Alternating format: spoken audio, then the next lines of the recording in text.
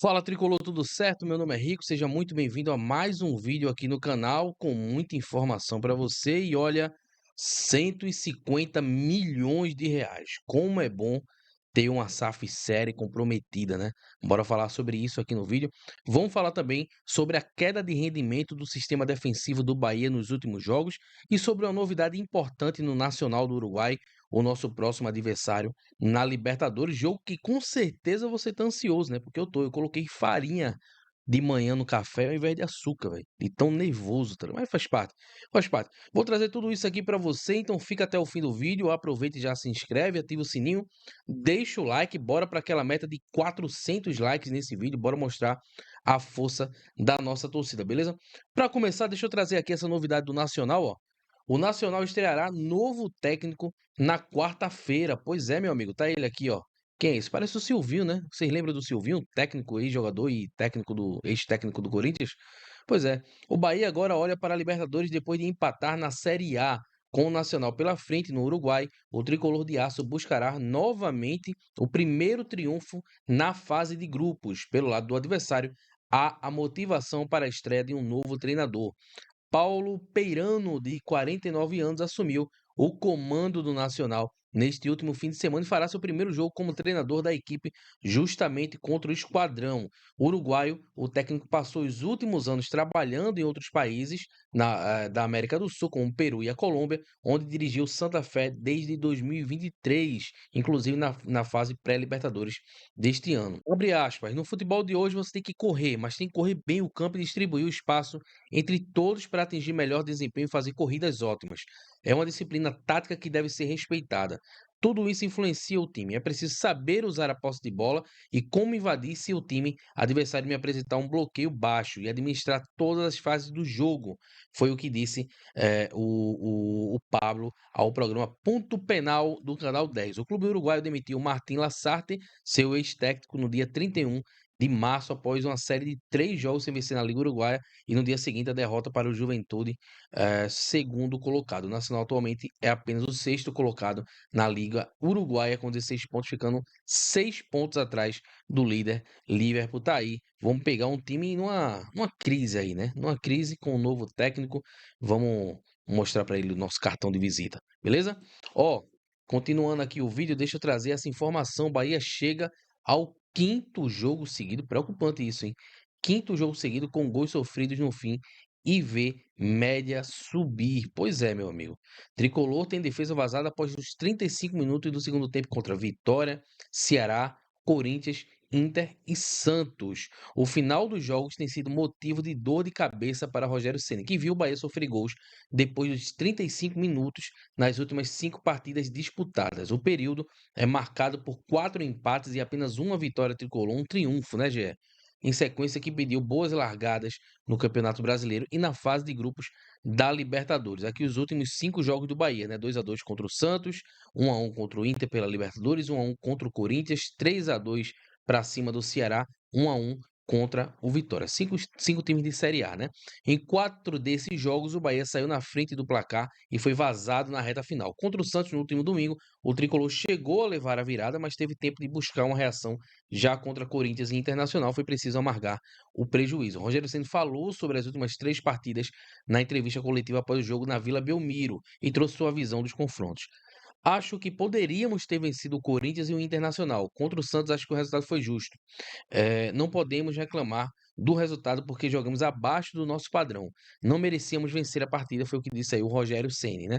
Para mostrar também o outro lado da moeda, é importante pontuar que em 2 dos últimos 5 jogos, o Bahia também marcou gols depois dos 35 minutos do segundo tempo.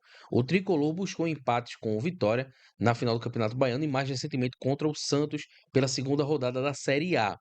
Por falar em Série A, a sequência de jogos com gols sofridos na reta final das partidas vem em comum a adversários que estão no Campeonato Brasileiro. Vitória, Ceará, Corinthians e Santos. Depois o calendário colocou rivais da primeira prateleira no caminho do tricolor. O time foi vazado mais vezes e ligou um alerta defensivo. Bahia contra time da Série A. São 7 gols sofridos em 7 jogos. Média de um gol por partida. Bahia contra outros times, 5 gols sofridos em 15 jogos, média de 0,33 por partida. Aqui está o Canu, e o Mingo, dois titulares aí da zaga, né? O Gabriel Xavier está machucado. Rogério Ceni também falou sobre os gols sofridos depois do empate em 1-1 com o Internacional pela Libertadores. O treinador contextualizou os jogos e pontuou que os empates contra Corinthians e Inter passaram também pela falta de produtividade no ataque, algo que também aconteceu contra o Santos no último domingo. No jogo do Ceará estávamos muito cansados. Os gols foram frutos do que não conseguimos manter o ritmo. Contra o Corinthians resultou em uma única oportunidade de gol em cruzamento bem executado. Contra o Inter jogamos contra uma grande equipe e dominamos na maior parte do tempo. Falta matar o jogo, fazer o segundo gol, aí vai fazer o adversário desanimar. Concordo muito com o Rogério. A defesa do Bahia vai ser testada mais uma vez nesta quarta-feira, quando o Tricolor visita o Nacional pela segunda rodada do Grupo F da Libertadores. Meu amigo, assim, vamos lá. Eu acho que isso escancara muito, né, uma pequena fragilidade defensiva que já era esperada com o início do Brasileirão, né? Porque o nível sobe muito, né? Todos esses jogos foram contra times da Série A. O desafio maior, a margem de erro é menor, né? E qualquer vacilo, no fim, a conta chega, né? Mas também não é motivo para a gente criar tempestade em copo d'água. Isso faz parte do processo. O Bahia está se firmando como um time competitivo, está enfrentando grandes adversários de igual para igual, e é natural que, nesse nível, pequenos detalhes façam a diferença. Agora, a verdade é que a gente tem sim uma carência nesse setor, né? Com Gabriel Xavier, Canu e Mingo jogando direto, o banco hoje tem David Duarte, que, com todo respeito, é um jogador bem limitado, né?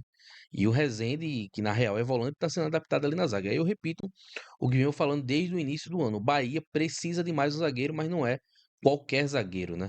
É um zagueiro de qualidade, que chegue para brigar por posição, para elevar o nível do elenco, principalmente pensando em um calendário puxado com Brasileirão, Copa do Brasil, Libertadores. Se a gente quiser ir longe em todas essas competições, não dá para ficar dependendo só desses nomes. É um detalhe que precisa ser corrigido com urgência, porque são justamente esses detalhes que decidem partidas grandes, né? E quando a gente olha para o que vem pela frente, fica claro que a gente tem que se reforçar, né? Ou então continuar pagando caro nos últimos minutos. Mas eu quero saber de você, se você concorda, né? Deixa aí nos comentários. O Bahia precisa de mais um zagueiro de qualidade, ou você acha que apenas o David Duarte como opção já é o suficiente? Deixa aí nos comentários e vem comigo. Vamos seguir o vídeo aqui, ó. Porque o Manchester City busca receber 150 milhões de reais da Premier League por custas de processo. Meu amigo, isso aqui, velho, é muito bom. Há 2 meses, o Manchester City teve a confirmação de sua vitória sobre a Premier League em processo contra as regras para transações entre partes associadas. Nesta terça-feira, o jornal inglês The Times disse que o clube busca receber 20 milhões de libras, cerca de 150 milhões de reais, da Liga pelas custas do processo. Uma audiência separada irá definir esse valor. Dos 20 integrantes da Premier League, 16 se posicionaram a favor de regras mais rígidas sobre as APT em votação em novembro do ano passado, e a proposta foi aceita. Aston Villa, Manchester, Newcastle e Nottingham Forest, gostaram do meu inglês? Popcorn, votaram contra. Olha aqui, ó, olha aí, ó. O Manchester City, que tem como proprietário Sheikh Mansour, membro da família real de Abu Dhabi, processa desde junho a Premier League, acusando-a de discriminação contra os proprietários do Golfo e tentando pôr fim às regras APT. O objetivo da Liga Inglesa, segundo a própria, é que exista um equilíbrio maior entre empréstimos e outras transferências entre partes. Essas regras são sobre como os clubes estabelecem acordos de patrocínio ou receitas relacionadas à sua propriedade.